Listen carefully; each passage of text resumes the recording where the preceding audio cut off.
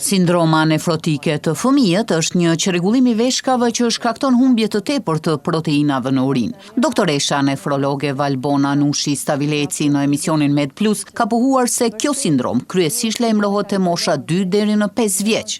Sindromi nefrotik është sëmundje shumë e shpeshtë të fëmijëve të vegjël themi, 2 vjeç, 5 vjeç lajmërohet më shumëti. Nëse lajmërohet, domethënë deri në moshën 10-12 vjeç, e konsiderojmë që është sindrom nefrotik, më shumë themi që përsëritet, është me frekuencë na përsëritet shpesh, po që është i ndihshëm në kortikosteroide. Do të thotë kemi shërimin e mundshëm, edhe nuk ka rrezik. E kur paraqitet te moshat e vogla, kjo sëmundje atakon edhe glomerulet.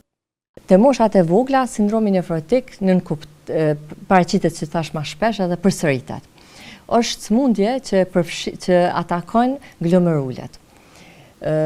Glomeruli është pjesë e veshkës ku bëhet filtrimi i gjakut ton, edhe normalisht në glomerul përthiset e tërë sasia proteinave të cilat ne ushqejmë. Normalisht proteinat na mujmë i humb me zor të trash, po me urinë nuk humbim proteina asnjëherë. Veshkat e përthisin plotësisht tërë sasinë e proteinave që e kemi në gjak. Tek sëmundja glomeruleve, ato qelizat të cilat janë të vendosura aty, e kanë një farë problemi, ato podocitet e kanë një problem, që krijojnë disa zgavra themi si do dritarze, edhe në çato dritare na humb proteina. Edhe ato proteina tash na i detektojmë në urinë, që shumë shpesh njerëzit i njohin si plusa, proteinat si plusa. Nuk duhet mu tut gjithmonë pi plusave, por kur kemi sindrom nefrotik, kemi edhe analizat të tjera të cilat na tregojnë se është i pranishëm kjo sëmundje. Do të thotë urina ka plusa në urinë, proteine në urinë, ka në gjak e kemi të ulura vlerat e albumineve, proteinet na ulën në gjak, dhe mund të na rritet edhe holesteroli, që shumë shpesh e kemi edhe holesterolin e rritur. Pediatri Stavileci ka folur edhe për simptomatologjinë që rëndome kanë pacientët fëmijë me këtë problem shëndetësor.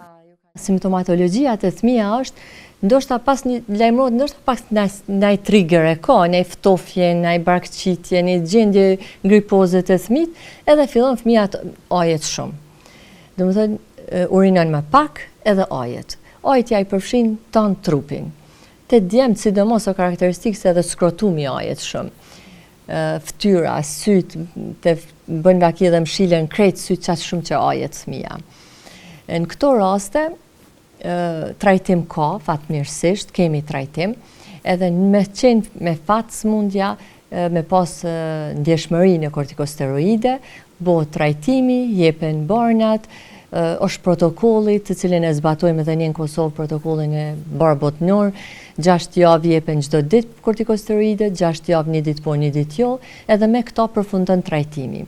Nëse na përsëritet, atëherë po që duhet mi pas parasysh do trajtime ndoshta pak më të gjata, do bëhen disa manovrime me terapi, në rast infekcionit jepen 5 ditë kortikosteroide që mësë mu përkëtësu situata, ose mësë mu riakutizu sindromi nefrotik, po përsëri ka terapi dhe ka trajtime.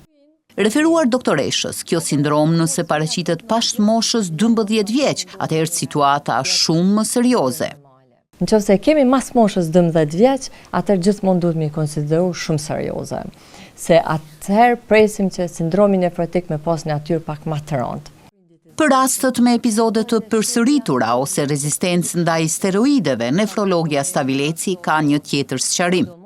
Në rastet të cilat sindromi nefrotik do të fillon trajtohet, përsëritet prap trajtohet, përsëritet prap trajtohet, atëherë kemi mundësi me marrë një periudhë më të gatshme me kortikosteroide deri në 6 muaj, në mënyrë që mi pengu që të përsëritjen e madhe. Nëse është i ndihshëm në steroide.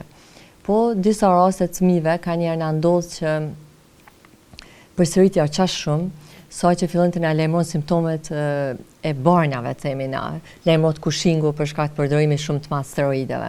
Edhe në ato raste duhet me përdor barna corticoid sparing, i thojmë na, që nuk e kanë kortikosteroidet e që janë imunosupresorët. Fatmirësisht edhe ato kemi mundësi mi dhonë, edhe janë efikas, ka raste që janë shumë efikase dhe fëmia i përdor ndoshta 2 vite, 3, ka mundësi edhe më gjatë, po me 2 vite shumë shpesh shkojnë shumë mirë rastet, edhe përsëri konsiderojmë se shërohen me qatë terapi që e marrin.